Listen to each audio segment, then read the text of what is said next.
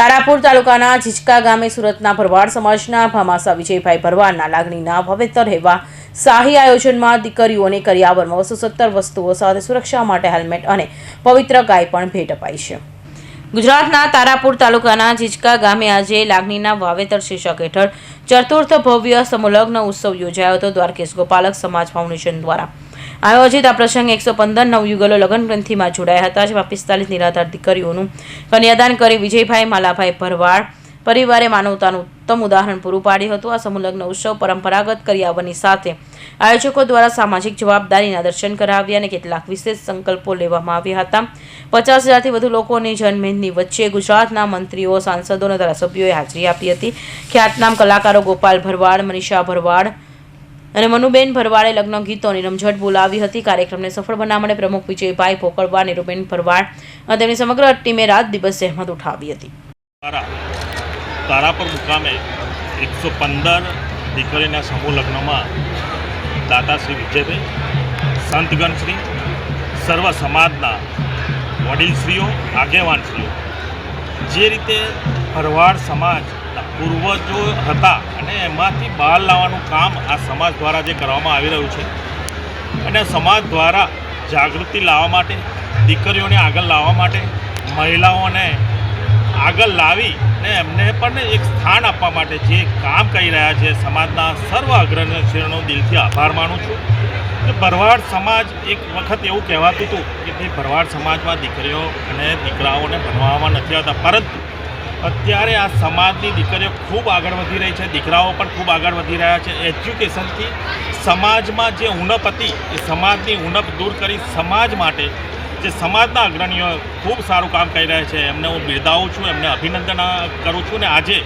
આ સમાજના સૌ અગ્રણીઓએ અમને બોલાવી આ સમૂહ લગ્નમાં જે દીકરીઓ છે દીકરીઓના સમૂહ લગ્ન બોલાવી અમને પણ એમને અમારું સન્માન કર્યું છે, તે બદલ સમાજનો આભારી છું। સમાજના સૌ વડીલશ્રીઓને એ વિનંતી કરી કે આપણી સમાજની દીકરી એક પણ અભ્યાસ વગર રહે નહીં અને સમાજનું નામ પૂરા ભારત દેશમાં રોશન કરે, એવી પણ હું એમને સૌ અગ્રણીઓને પ્રાર્થના કરું છું। અમે તારાપુર ખાતે ઝીચકા ગામે 115 દીકરીઓના સમૂહ લગ્નનું આયોજન કરવામાં આવ્યું હતું। તેમાંથી સ્પેશિયલ ઘણી દીકરીઓ એવી પણ હતી કે જે માતા પિતા વિહોણી હોય અથવા તો બીજી કોઈ રીતે જેના કન્યાદાન તમે કર્યું હતું, તેના વિશે થોડી 45 દીકરીઓ એવી હતી જે કોઈના કદાચ મધર નથી, કોઈના ફાધર નથી, એવી દીકરીઓ હતી અને બાકીની દીકરીઓ માપો પાડી હતી। એટલે આ દીકરીઓનું કન્યાદાન આપણા હસ્તક કરવામાં આવેલું હતું। કન્યાદાનમાં કેટલી વસ્તુઓ આપવામાં આવી, તમારા થકી કયા પ્રકારનું આયોજન કરવામાં આવ્યું હતું? કન્યાદાનમાં ફ્રીજ, ટીવી, ઘરઘંટીથી લઈને ટોટલ પલંગ, સોફા સેટ થી ઘર વખતે 217 વસ્તુનો આપણે એ લોકોને કન્યાદાનમાં આપવામાં આવેલું। આ સમૂહ લગ્ન પાછળનો મુખ્ય હેતુ શું છે? સમૂહ લગ્ન થકી સમાજની એકતા, સમાજની સંસ્કૃતિ સાથે એ ટ્રસ્ટ દ્વારા અમે એજ્યુકેશનનું આયોજન કરવા જઈ રહ્યા છીએ કે આ ટ્રસ્ટની સ્થાપના થાય, જે સમાજ એકરૂપતા થાય અને એની પાછળ અમારું મુખ્ય ધ્યેય એજ્યુકેશનનો છે। કેવો પ્રતિસાદ રહ્યો લોકોનો?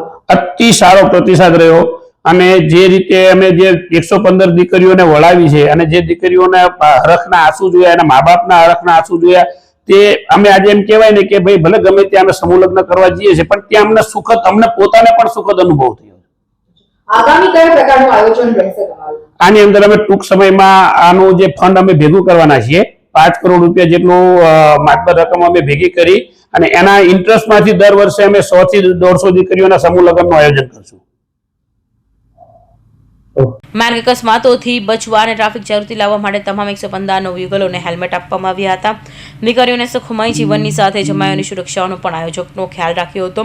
દરેક નવયુગલોને પવિત્ર શ્રીમદ ભગવદ્ ગીતા અને ચાંદીના તુલસી અર્પણ કરી આધ્યાત્મિક સંસ્કારોનું સિંચન કરવામાં આવ્યું હતું। માલધારી સમાજની પરંપરા જાળવી રાખવા માટે દીકરીઓને ભેટ સ્વરૂપે ચાંદીની ગાય પણ આપવામાં આવી હતી। નવદંપતીઓને સંસાર શરૂ કરવા માટે ઘર વખરીના 217 નાની મોટી ચીજ વસ્તુઓ આપવામાં આવી હતી। ત્યાં ડબલ બેડ, 3 ડોર કબાટ, sofa set, fridge, LED TV અને ઘરઘંટી જેવી સુવિધાઓનો સમાવેશ થાય છે। આ સમગ્ર આયોજનનો ખર્ચ વિજયભાઈ માલાભાઈ ભરવાડ દ્વારા ઉઠાવવામાં આવ્યો હતો। Bureau report, Hind TV news, Surat.